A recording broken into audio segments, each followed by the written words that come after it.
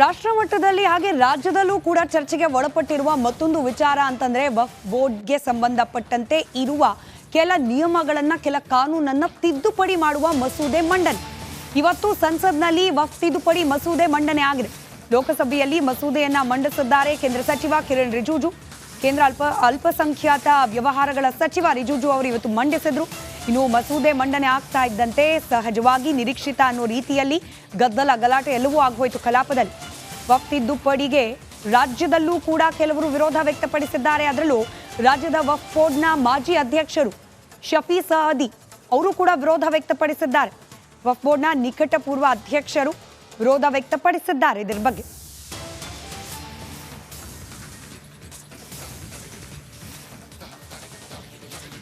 Effort ಕೇಂದ್ರ ಸರ್ಕಾರದ್ದು ಈ ವಕ್ಫ್ ಆ್ಯಕ್ಟ್ನಲ್ಲಿ amend ಮಾಡ್ತಾ ಇರೋದು ಇಸ್ ಕ್ವೈಟ್ ಅನ್ನೆಸೆಸರಿ.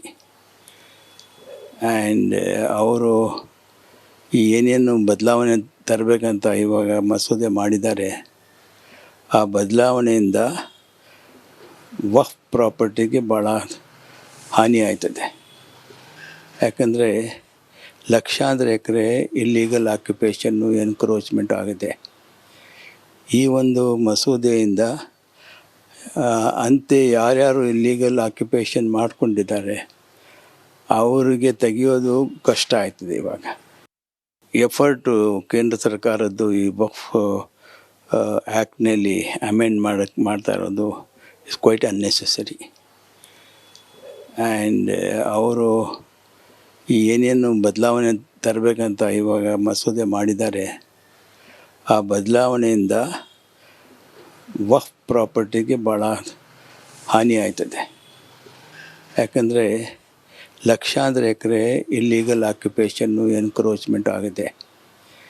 ಈ ಒಂದು ಮಸೂದೆಯಿಂದ ಅಂತೆ ಯಾರ್ಯಾರು ಇಲ್ಲೀಗಲ್ ಆಕ್ಯುಪೇಷನ್ ಮಾಡ್ಕೊಂಡಿದ್ದಾರೆ ಅವರಿಗೆ ತೆಗೆಯೋದು ಕಷ್ಟ.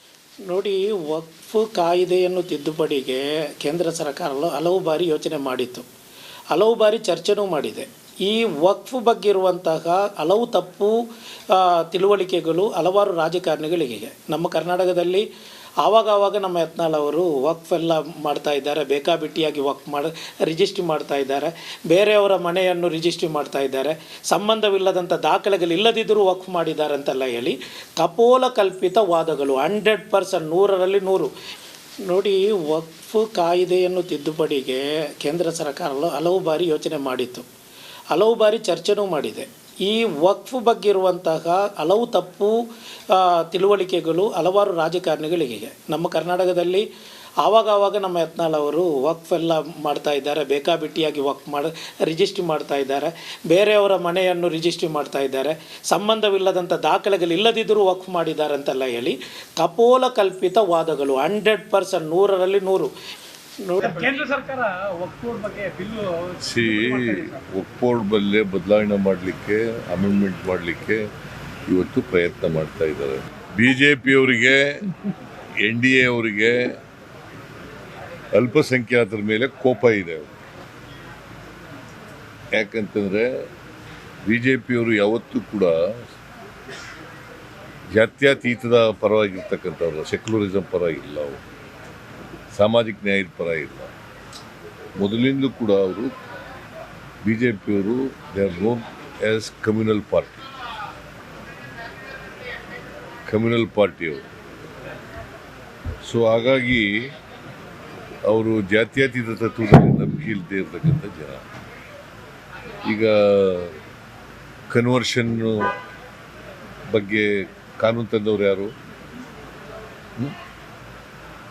ಅವರೇ ಅಲ್ವಾ BJP?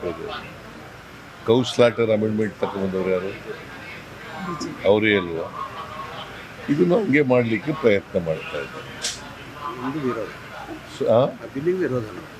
ನಾವು ಸಂಪೂರ್ಣವಾಗಿ ಅದನ್ನು ವಿರೋಧ ಮಾಡ್ತೇವೆ. ಕೇಂದ್ರ ಸರ್ಕಾರ ವಕ್ಫ್ ಬೋರ್ಡ್ ಬಗ್ಗೆ ಬಿಲ್ಲು ವಕ್ಫ್ ಬೋರ್ಡ್ ಬಲ್ಲೆ ಬದಲಾವಣೆ ಮಾಡಲಿಕ್ಕೆ, ಅಮೆಂಡ್ಮೆಂಟ್ ಮಾಡಲಿಕ್ಕೆ ದೋಸ್ತಿ ಬಿಜೆಪಿ ನಾಯಕರಿಗೆ ಕೌಂಟರ್ ಕೊಡುವುದಕ್ಕಾಗಿ ಜನಾಂದೋಲನ ನಡೆಸಲಾಗ್ತಾ ಇದೆ. ಆಗಸ್ಟ್ 9ರ ಬೃಹತ್ ಸಮಾವೇಶಕ್ಕೆ ವೇದಿಕೆಯೂ ಸಿದ್ಧವಾಗಿದೆ. ಆದರೆ ಈ ಬಾರಿ ಸಿದ್ದರಾಮಯ್ಯ ತಾವಷ್ಟೇ ತಮಗಷ್ಟೇ ಅನ್ನೋ ಸ್ಟೈಲ್ನಲ್ಲಿ ಸಂಘಟನೆಗೆ ಮುಂದಾಗಿದ್ದಾರೆ. ಯಾಕಂದ್ರೆ ಅಂದು ಬೆನ್ನಿಗೆ ನಿಂತ ನಾಯಕರೆಲ್ಲ ಇಂದು ಕಣ್ಮರೆಯಾಗಿದ್ದಾರೆ.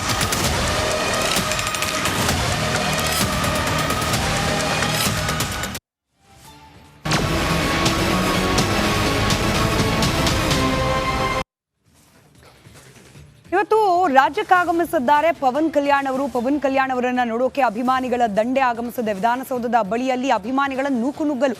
ಅಭಿಮಾನಿಗಳ ಆಗಮನದಿಂದ ಕಿಟಕಿ ಗಾಜು ಪುಡಿ ಪುಡಿ ಆಗಿ ಹೋಗಿದೆ. ಕ್ಯಾಬಿನೆಟ್ ಹಾಲ್ ಬಳಿಯ ಕಿಟಕಿ ಗಾಜು ಪುಡಿ ಪುಡಿ ಆಗಿದೆ. ಅಭಿಮಾನಿಗಳನ್ನ ನಿಯಂತ್ರಿಸೋಕೆ ಪೊಲೀಸರು ಹರಸಾಹಸ ಪಟ್ಟಿದ್ದಾರೆ. ಪವನ್ ಕಲ್ಯಾಣ್ ಅವರು ಬಂದರು, ಮುಖ್ಯಮಂತ್ರಿಗಳನ್ನ ಭೇಟಿಯಾದರು, ಒಂದಷ್ಟು ವಿಚಾರಗಳಿಗೆ ಸಂಬಂಧಪಟ್ಟಂತೆ ಮಾತುಕತೆಯನ್ನ ನಡೆಸಿದ್ರು. ಆದರೆ ಪವನ್ ಕಲ್ಯಾಣ್ ಬಂದಿದ್ದಾರೆ ಅನ್ನೋದು ಗೊತ್ತಾದ ತಕ್ಷಣ ಅವರ ಅಭಿಮಾನಿಗಳು ವಿಧಾನಸೌಧದ ಹತ್ರಕ್ಕೇನೆ ದೌಡಾಯಿಸ್ಬಿಟ್ರು. ಅವ್ರನ್ನ ಕಂಟ್ರೋಲ್ ಮಾಡಲಿಕ್ಕೆ ಪೊಲೀಸರಿಗೂ ಕೂಡ ಕಷ್ಟ ಆಗಿದೆ. ಕ್ಯಾಬಿನೆಟ್ ಹಾಲ್ನ ಗಾಜು ಪುಡಿ ಪುಡಿ ಆಗಿ ಹೋಗಿದೆ. ಆ ದೃಶ್ಯ ಕೂಡ ಕೆಲವೇ ಕ್ಷಣಗಳಲ್ಲಿ ಮುಂದೆ ನೋಡಿ ದೃಶ್ಯದಲ್ಲಿ ಗಮನಿಸ್ತಾ ಇದ್ದೀರಿ. ಇದು ವಿಧಾನಸೌಧ. ಸಾಮಾನ್ಯ ದಿನಗಳಲ್ಲಿ ಅಧಿವೇಶನ ನಡೆಯುವಾಗಲೂ ಕೂಡ ಈ ಮಟ್ಟಿಗೆ ಜನ ಇರೋಲ್ಲ. ಪವನ್ ಕಲ್ಯಾಣ್ ಅವರನ್ನ ನೋಡಬೇಕು ಅಂತ ಹೇಳಿ ಜನ ಬಂದಿದ್ದಾರೆ. ಅವ್ರನ್ನ ಕಂಟ್ರೋಲ್ ಮಾಡಲಿಕ್ಕೆ ಪೊಲೀಸರು ಎಷ್ಟು ಮಟ್ಟಿಗೆ ಹರಸಾಹಸ ಪಡ್ತಿದ್ದಾರೆ ದೃಶ್ಯದಲ್ಲಿ ಗಮನಿಸ್ತಾ ಇದ್ದೀರಿ.